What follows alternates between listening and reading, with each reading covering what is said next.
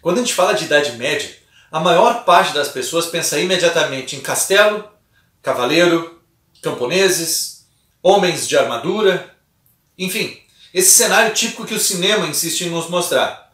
Só que as pessoas esquecem que a Idade Média é um período, e neste período depende do lugar, do mundo onde nós estivermos, o cenário é completamente diferente. Hoje nós vamos tratar do assunto Idade Média, mas não na Europa Ocidental.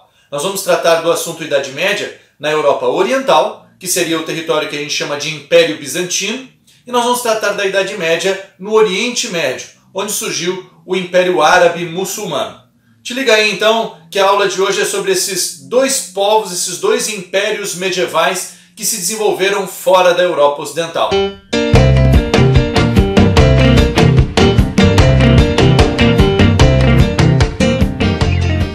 O Império Bizantino é nada mais, nada menos do que a continuidade do Império Romano do Oriente.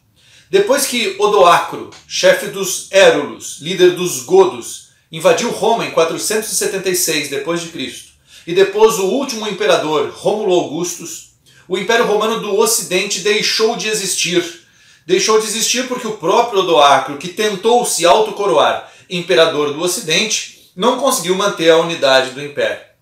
Só que lá no Oriente, na Europa Oriental, na cidade de Constantinopla, existia um outro imperador romano. O imperador romano do Império Romano do Oriente. Enquanto o Ocidente mergulhou naquilo que a gente conhece como feudalismo, o Oriente continuou existindo como um império centralizado, com características muito próximas das características romanas originais.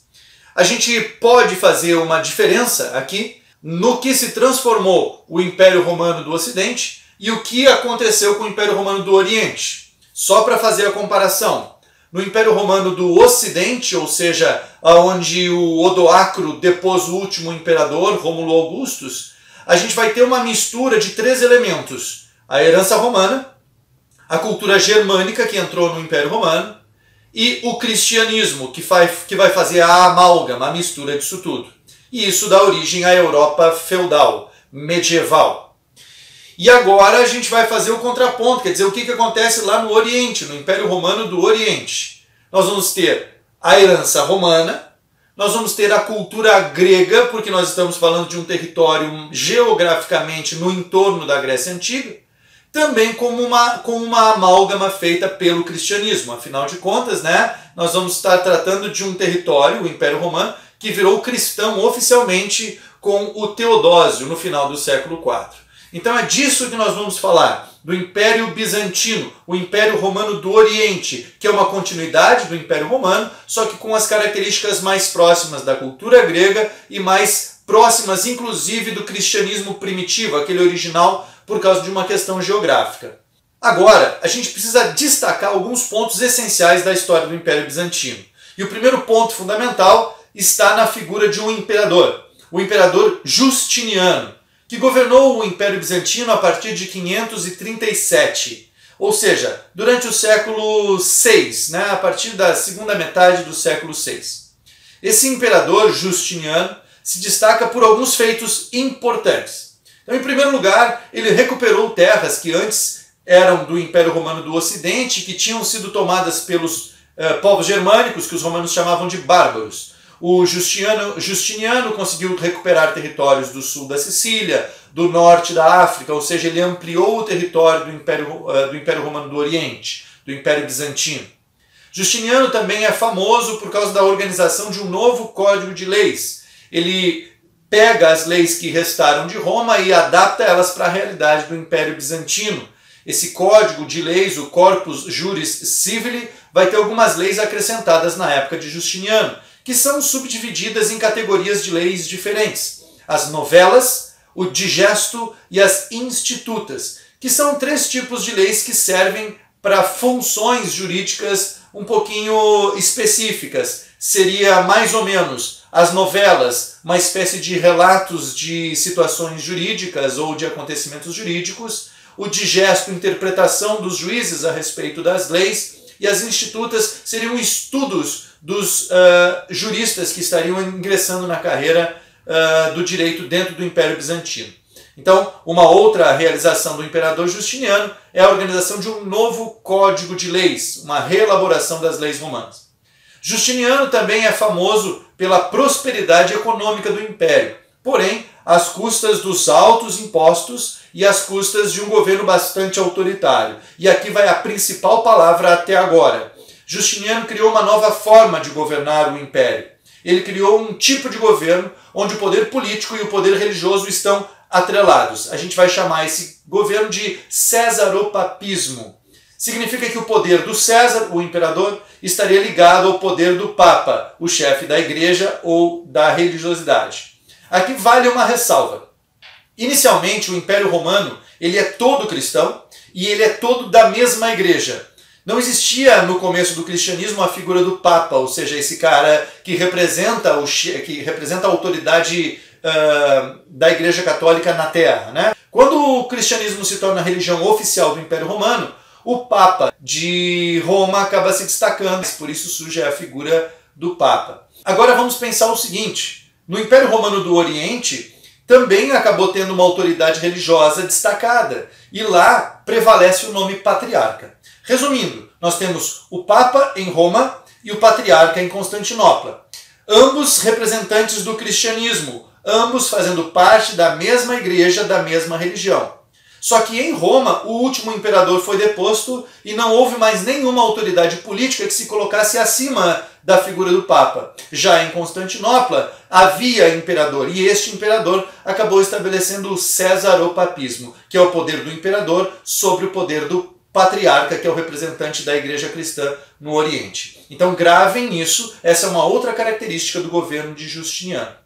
Justiniano também foi responsável por construir um dos grandes símbolos da arte e da cultura bizantina, a Catedral de Santa Sofia, até hoje visitada por turistas do mundo todo, e ela representa a grandiosidade dessa civilização bizantina. Ela fica na atual cidade de Istambul, que é o nome que tem hoje a cidade que antes se chamava Constantinopla.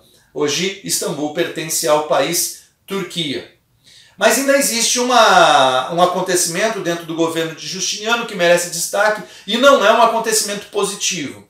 Justiniano acabou enfrentando uma grande revolta dentro do seu governo, a revolta que fica conhecida como revolta de Nika, em grego vitória.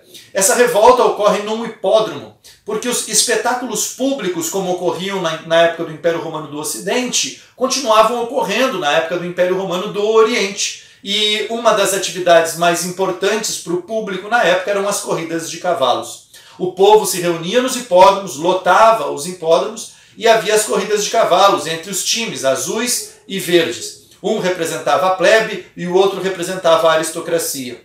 Acontece que num determinado evento, as duas equipes, os azuis e os verdes, ao invés de competirem entre si, acabaram se juntando e levantando o estádio inteiro, o hipódromo inteiro, com palavras de ordem contra o autoritarismo do imperador.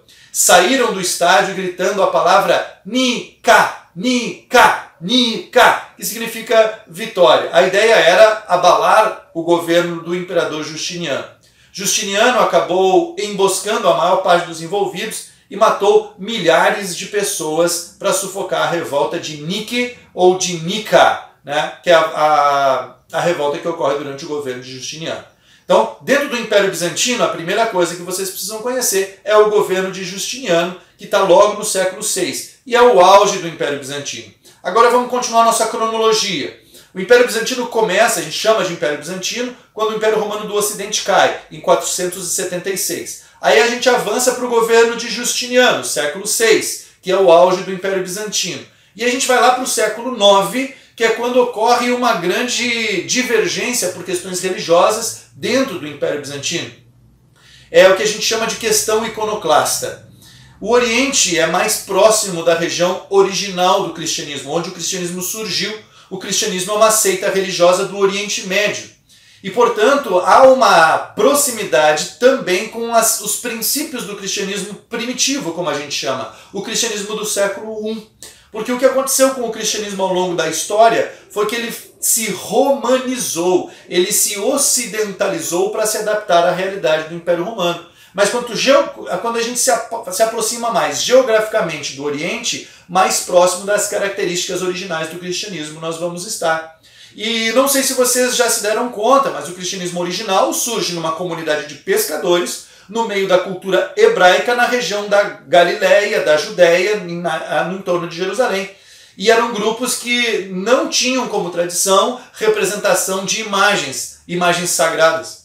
Então isso sempre foi uma questão complicada dentro da história do cristianismo, quando se estabelecem os dogmas, quando se estabelece o que pode e o que não pode, o que deve e o que não deve ser fé dos cristãos. E essa questão que a gente chama de questão iconoclasta vai tratar justamente deste assunto. Alguns grupos de cristãos, mais inspirados no cristianismo primitivo, vão negar a possibilidade de representar figuras sagradas, seja em estátuas, seja em pinturas. E aí dentro do Império Bizantino essa situação se manifesta com parte da população destruindo estátuas, destruindo imagens sagradas cristãs. Avançando mais um pouquinho na história do Império Bizantino, a gente vai chegar na grande divergência, a divergência final entre o cristianismo do Ocidente e o cristianismo do Oriente. Porque o cristianismo do Ocidente continuava sendo governado pelo Papa lá em Roma e não havia nenhuma autoridade política sobre ele. O cristianismo do Oriente já tem o césaropapismo, tem a questão iconoclasta, que foi um problema, tem outros movimentos heréticos, ou seja, interpretações diferentes do cristianismo que não são aceitas oficialmente pela Igreja Católica. E dentre esses movimentos heréticos estava o monofisismo, uma espécie de vertente do cristianismo que não admite a natureza humana de Jesus. São cristãos que acreditam que Jesus apenas se manifesta como uma figura sagrada, como Deus e não como homem. Esse movimento, o monofisismo, é um movimento herético que abalou ainda mais a relação religiosa dos cristãos dentro do Império Bizantino. Então, se a gente for somando o césaropapismo, a questão iconoclasta, o monofisismo, né, a gente vai chegar a um ponto em que as diferenças entre a religião cristã do Ocidente, lá em Roma, e a religião cristã do Oriente, em Constantinopla, estão tão grandes que não faz mais sentido ou não é mais possível conciliar as duas vertentes religiosas. E aí então ocorre a separação oficial, a primeira separação oficial da Igreja Cristã na história. Surge a Igreja Católica Apostólica Romana, com sede em Roma e com o seu chefe sendo o Papa. E surge a Igreja Ortodoxa, com sede em Constantinopla e com o seu chefe religioso sendo o Patriarca, mas governada pelo Imperador. Lembra do césaropapismo. Seguindo a cronologia da nossa história, a terceira parte da história do Império Bizantino seriam os conflitos que o Império Bizantino vai enfrentar por ataques de povos que vêm de fora. Então, dentro da história do Império Bizantino, nós temos no século XIII a Quarta Cruzada, que é a cruzada dos comerciantes de Gênova e Veneza, que ao invés de ir para Jerusalém, atacaram Constantinopla, saquearam a cidade de Constantinopla e acabaram enfraquecendo o Império Bizantino. E existe ainda o último movimento contra o Império Bizantino, que é o movimento dos turcos otomanos, que acabam cercando a cidade, acabam sitiando a cidade durante cerca de 20 anos, e que depois de muitas tentativas conseguem entrar, derrubar, atravessar as muralhas da cidade de Constantinopla. Em 1453, os turcos otomanos invadem Constantinopla, e a gente considera esse o momento último da história do Império Bizantino.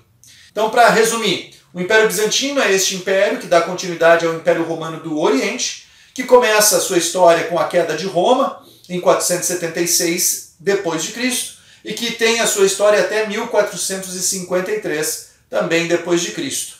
Nesse período nós tivemos o auge com o governo de Justiniano, nós tivemos problemas religiosos, que a gente encontra na questão iconoclasta do século IX, nós temos os movimentos heréticos, como o monofisismo, a gente tem o cisma das duas igrejas, a Igreja Católica e a Igreja Ortodoxa, no ano 1054, isso a gente chama de cisma do Oriente, e nós temos os ataques a Constantinopla, primeiro a Quarta Cruzada e depois os ataques dos turcos otomanos, que aí a gente encerra a história do Império Bizantino. Ok? Então, essa é a história do que acontece durante a Idade Média num território fora da Europa Ocidental, na Europa Oriental. Essa foi a história do Império Bizantino. Valeu?